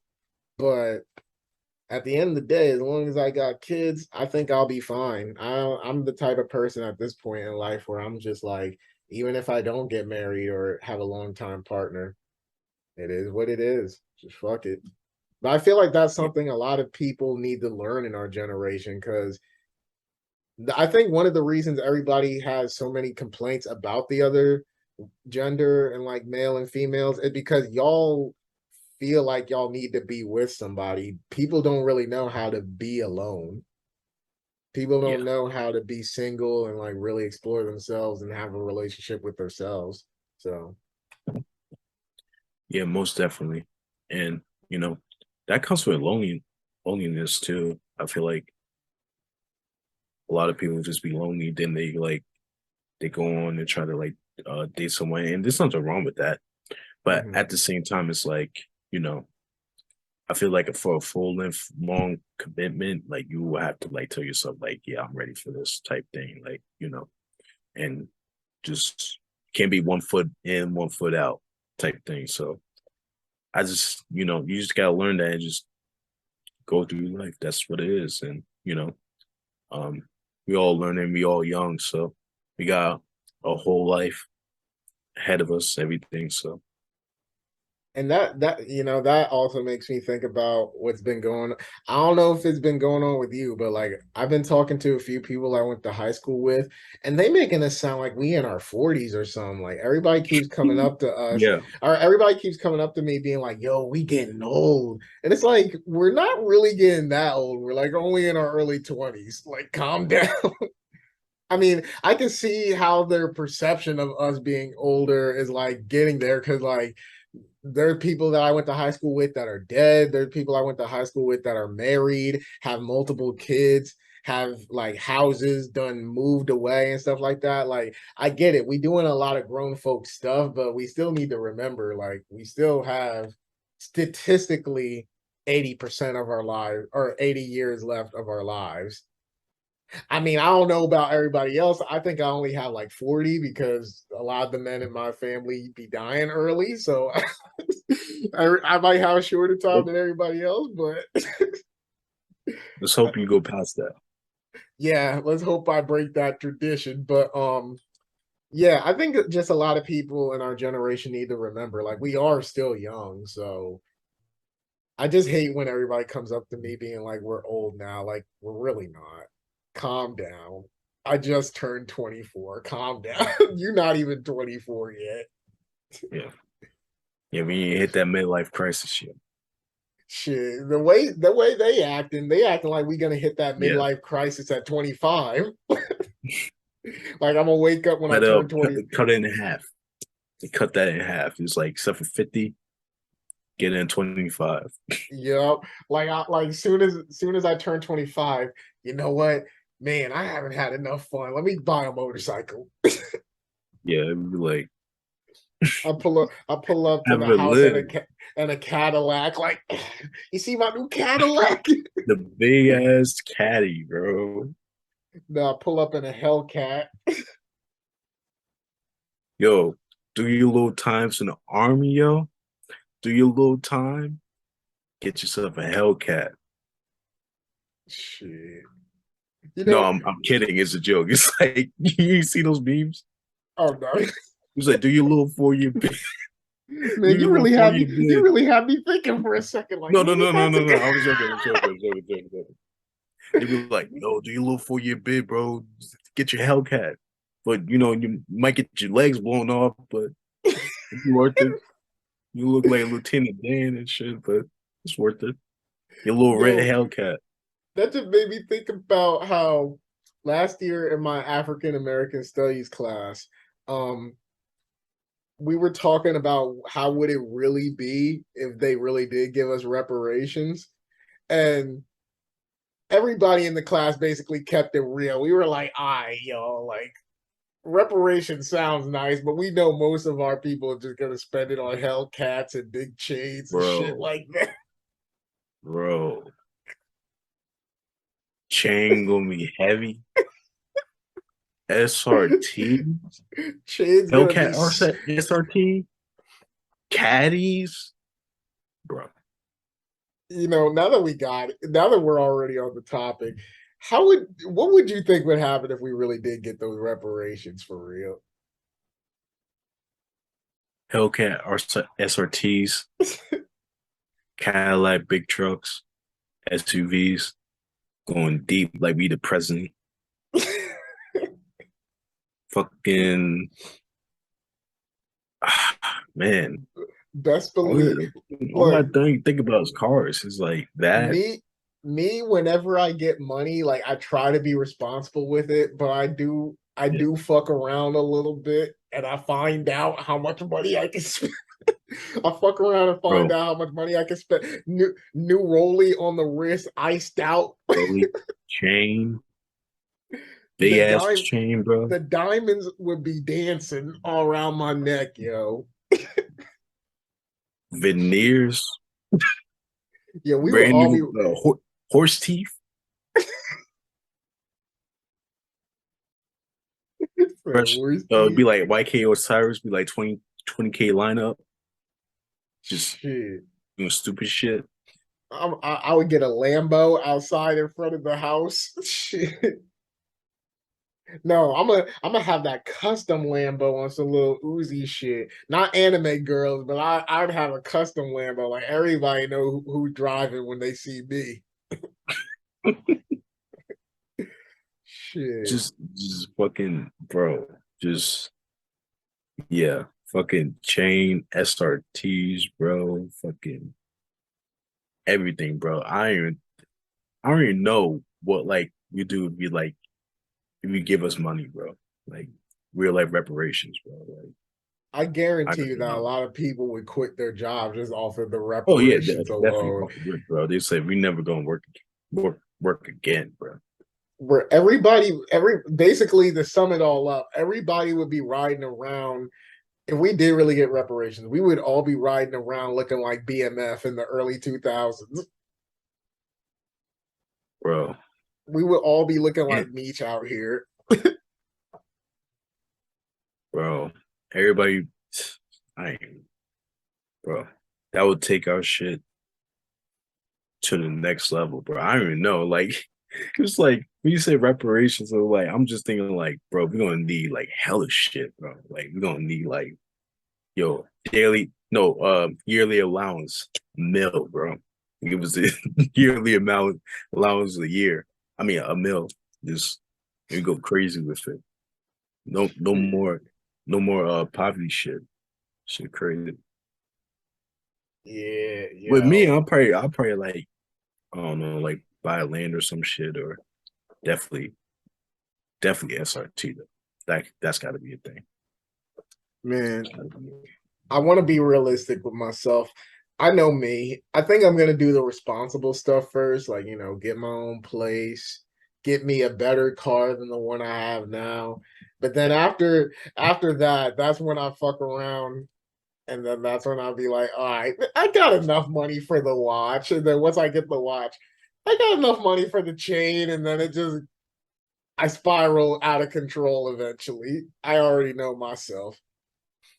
Next thing you know, I'm gonna be touching up the Lambo, getting some rims, some tints, the shit, changing the decor of it. I already know how I'd be.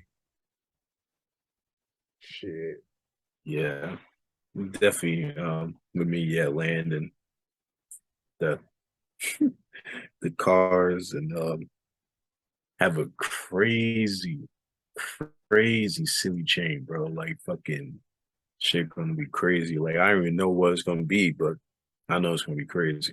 Like the Rich Emilio, nah, fucking yeah, no.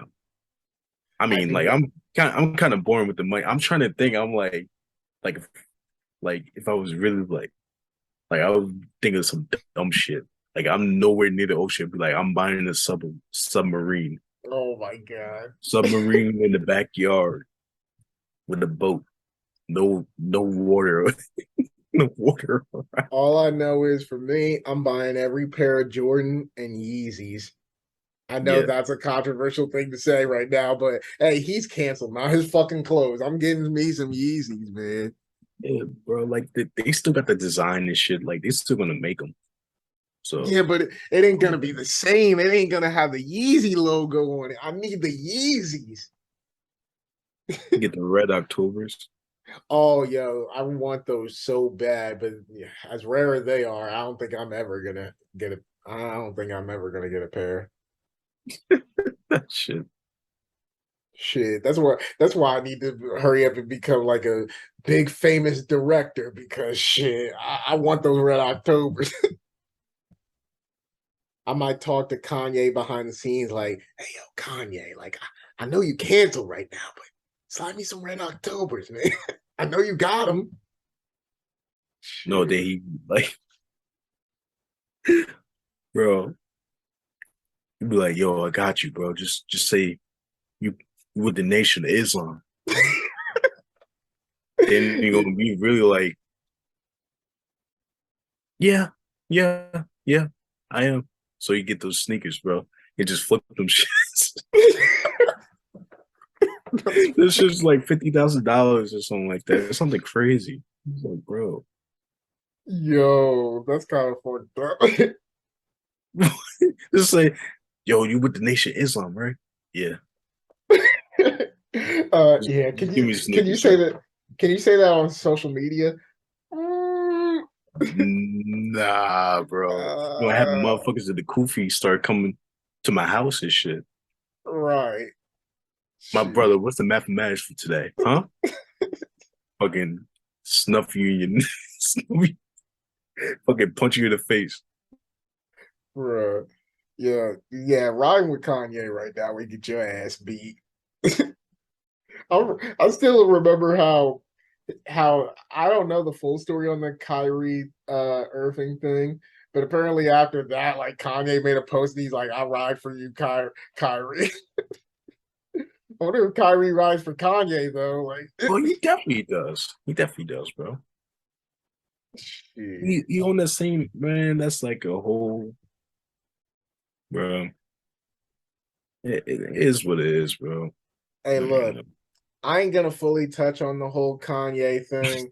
The one that's thing I the one thing I will say is while Kanye said a lot of ignorant shit, some of the things he said have been said by other people's favorite rappers, but because of how Kanye said it, he's taken the heat for it. But other rappers have expressed a lot of the same ideas that he said.